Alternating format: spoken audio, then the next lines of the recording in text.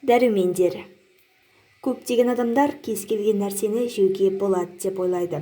Ал ағза болса, өзі үшін керек нәрсені таңдап алады дейді. Бірақ бұл мүлде дұрыс емес.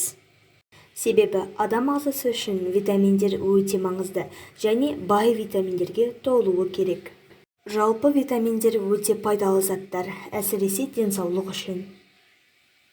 Мысалы, Витамин А адамның көзін жақсы көруі мен бойының өсуіне әсер етеді. Ал витамин С болса, адам организмін әртүрлі аурулардан қорғайды. міне, Д дәрумені де тістерді нығайтады және сүйектерді де. Адам витаминдерді көкөністерден, жемістерден, сүттен және басқа тағамдардан алады. Ал егер витаминдер әлі жеткіліксіз болса, онда дәрігерлер арнайы витаминдер мен таблеткаларды қабылдауға кеңес береді. Шағын таблеткалар бүкіл күнделікті қорды қамтиды. Сондықтан мұндай таблеткаларды күніне 1 рет қабылдау керек.